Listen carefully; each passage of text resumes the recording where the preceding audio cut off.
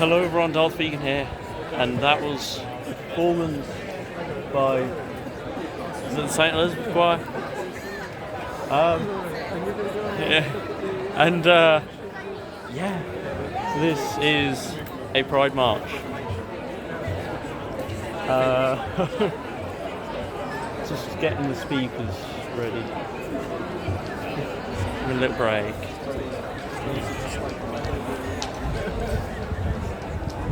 Something already recognised a few people. That's quite nice. Quite nice to come to a local one and recognise people. It's nice. Every day our community is blamed for the evils of this country. We shall stand up. Every time a teen is bullied, a trans girl killed, and we are denied our human rights, we shall raise our voice in protest. Every time those in power use us as a pawn to win votes, or try to mute us, to hide us from view, to castrate us, to demonize us, to censor us, we will go out on the streets and make ourselves sing.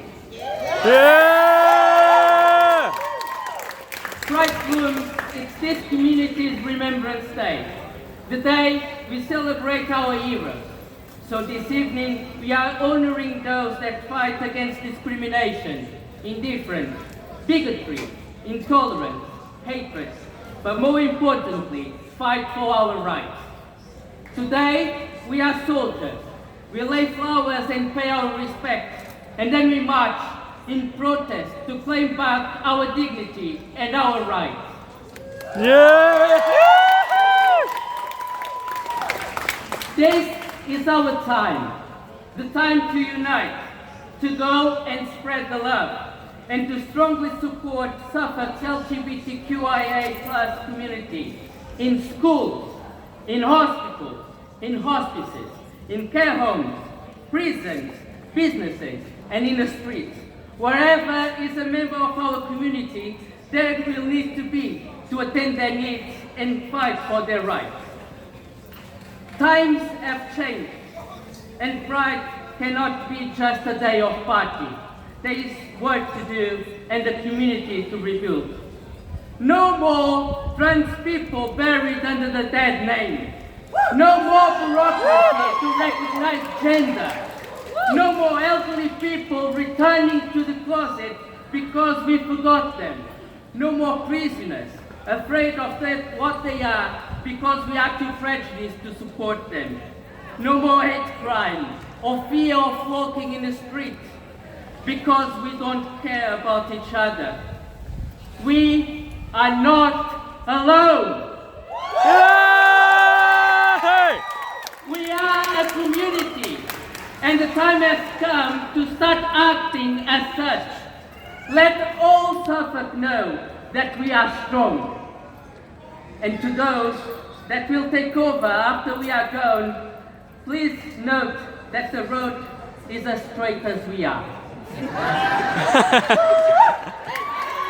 And even though I can't think why, but the only time I ever got the whole of the front page of the Evening Star was with that headline. Come out, can't hear you. Thank you. And it was because our son decided to stand up.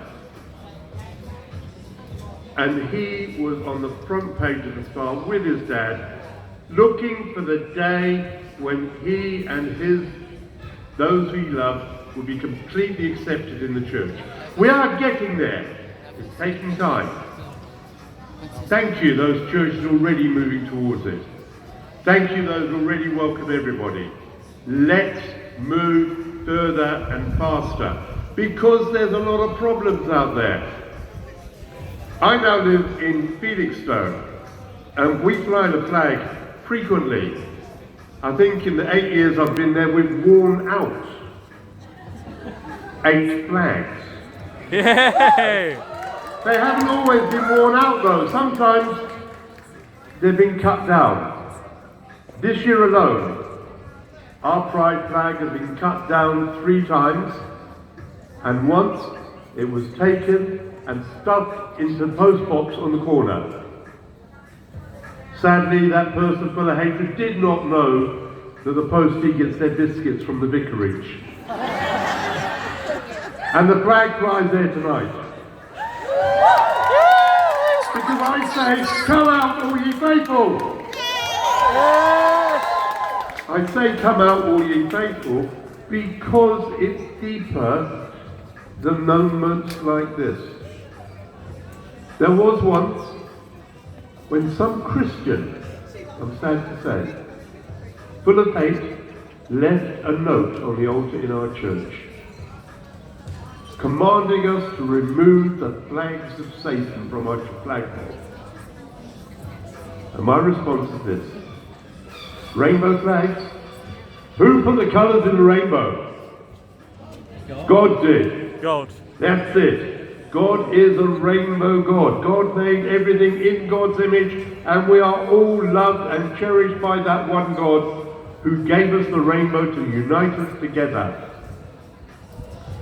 But more than that, next April, it will be 25 years since a terrible thing happened that put our nation on the path to have hate crime legislation. 3 bombs went off in London. One at the Admiral Duncan pub in Soho. Nick, John, Andrea and her unborn child all died in that nail bomb. Simply for going out to have a drink with friends to celebrate that they'd been chosen to be godparents for the child that wasn't going to be born. The person who did that is in jail. And we started changing the law then. So I say this to you tonight, the law is on our side. Don't believe the people who twist and spin and turn and try and put restrictions in place. It is illegal for people to abuse you in public. Report it. It is illegal for people to deny you access to services. It is illegal for them to shut you out from employment and public life. Come out, all ye faithful. Nick, who died at the Admiral Duncan, was buried in our churchyard at St. John's. And his is the only gravestone I have seen where it doesn't say rest in peace or died. It says killed. Because Nick was killed, and John and Andrea and her unborn child, we stand here tonight to remember. And I'm going to say this, and I want us to say it together. If I say never, you say surrender. Never! Surrender! Never! Surrender! Never! Surrender! Thank you. Ashton founded the group LGSM, Lesbians and Gays Support the Miners, who at this time were striking due to low wages and unsafe working conditions in the mines. These London-based queers, they understood the oppressive force that they had been fighting against is the exact same oppressive state denying the miners of fair pay and better working conditions. Again, Ashton was so much more than a queer activist. He spent years as the secretary for the Young Communist League, as he understood you cannot fight capitalism on one issue and one issue alone. And if you look at any oppressed minority, the oppressor is, time and time again, capitalism and the government that embodies it. The London branch of LGSM alone raised around £22,500 in support of the miners in just 1 year. Though the miners' strike itself was unsuccessful in the end, the allyship between the mining community and the queer community would be felt for years to come. With block voting from the Miners' Union in 1985, saw Labour Party committing itself for the first time to support the rights of queer people. And in 1988, the miners were one of the most outspoken groups against Section 28. The reason I'm talking about this piece of history, queer history specifically, is because it shows what we can achieve together. And I don't just mean every person who is a member of the LGBTQI community. I mean when we all stand together, when we all work together, when we show up in support of communities you may not consider yourself a part of, whose oppression may not necessarily affect you directly. You will start seeing more and more people turning up to your community's need in support of you. Because like with LGSM, if you look around and see that your marginalized community is experiencing a momentary reprise from the systematic abuse, it does not mean you are safe. It means they are preoccupied hurting someone else. Vast field of flowers, all reaching towards the sun together. Think of Sappho and Eleanor Reichler and Oscar and Marsha, Sylvia and Stormy and Miss Major and Georgia, James Barry, Lucy Hicks Anderson, Keith Haring. Think of Basquiat, think of Mark Ashton, and think of all of those who came before you and all of those who will inevitably come after you. You are not alone, you are beautiful, and you are loved.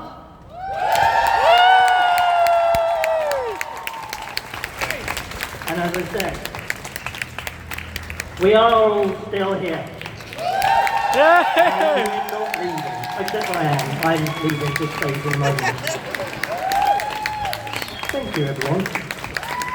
Thank you. Thank you to everyone here that has come along, because you're the people, you are the power, and you are the pride. And you are the reason that we are here doing what we're doing, which is setting up this gay community and making things happen. And I'm Glenn.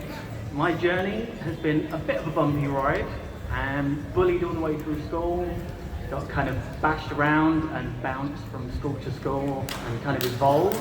Thank you. As I learned how to cope with being abused and bullied and treated like crap. Went to college and met some amazing people that became friends for life, and realised just as I was leaving, oh thanks, I've been diagnosed as dyslexic, and a bit late, but hey ho, and moved on. And then I realised I need to start making gay friends in my life. Got to about 18, and there they are. Give them a cheer, give them a clap.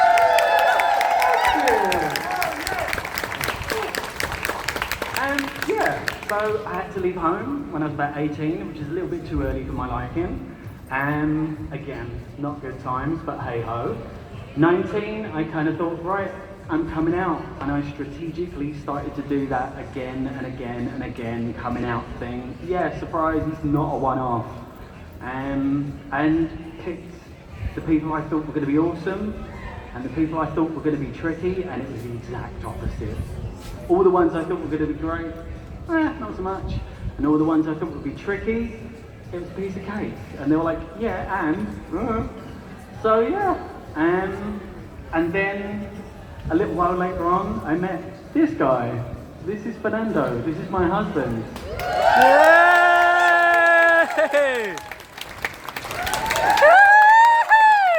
And changed my world. We turned it upside down, and while the world went absolutely bat crazy and everything broke, we pulled it together and we rode that gaynado and we buckled up, said goodbye to the Emerald City of London and flew over the rainbow, landed in Ipswich and came to Pride last year. And again, it blew our minds. We were so surprised to see so many amazing people. And thanks, fuck. Carry on. And yeah, we kind of had this big realization that, do you know what? There's so many people that are so on our wavelength and so need something, but it just felt like everyone we spoke to, and we went around with clipboards and pens and spoke to everyone, proper nerded out, and we literally interviewed everyone at Pride, and it was like unanimous. There's not enough going on. The things that are going on are fading, and the next Friday of last Pride was the end of Freaky Friday, and all we heard was, Betty's used to be great, it's gone. This one used to be great, it's gone. And we thought, you know what? We need to change that. So we did, and we set up GSM. Okay.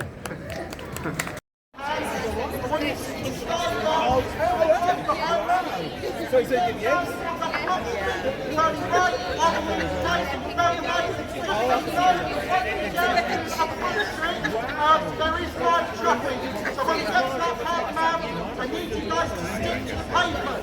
Aside from that, I want you guys to be loud, I want you guys to be visible, and I want you guys to be heard. Alright, let's do this! Yeah! Defeated. United will never be defeated. People united will never be defeated. People united will never be defeated. People united never be defeated. People united will never be defeated. The people united will never be defeated. People united will never be defeated. People united will never be defeated. People united will never be defeated. People united will never be defeated. People united will never be defeated. People united will never be defeated. People united. Defeated. Hey.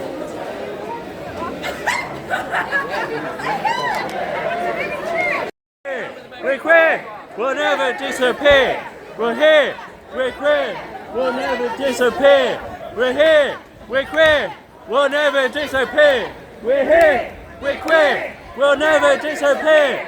We're here. We're queer. We'll never disappear.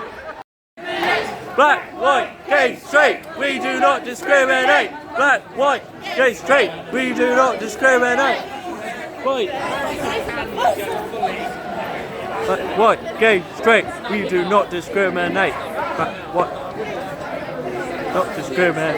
Black, white, we do not. Black, white, gay, straight, we do not discriminate. Black, white, gay, straight, we do not discriminate. Black, white, gay, straight, we do not discriminate. Black, white, gay, straight, we. Put them up, she looks like.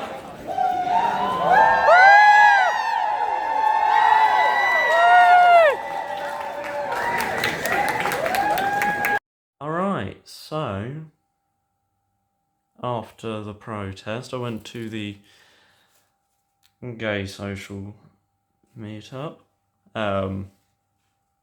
which was my second one. Yeah, that was quite nice.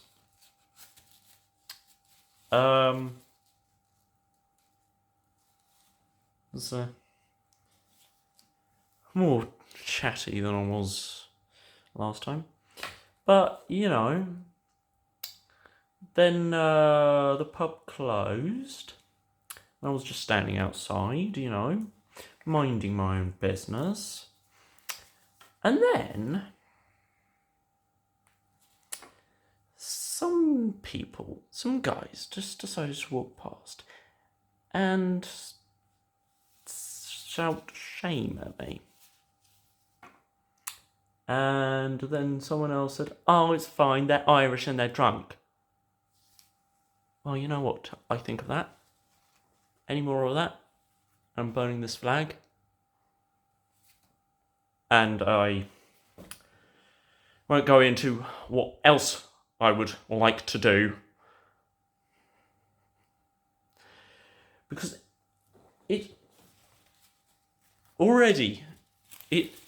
acts as a painful reminder anyway. And people who actually know me, you'll know that what happened in Ireland, and I am not going to put up with them coming to this country and hate criming me under what they did over there to my bank balance.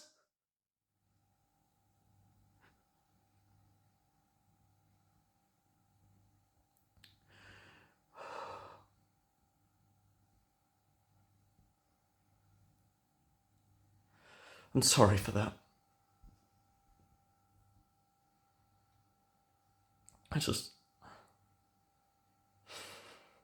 Anyway, if you enjoyed this, maybe think about subscribing. And as always, thank you so much for watching, and goodbye.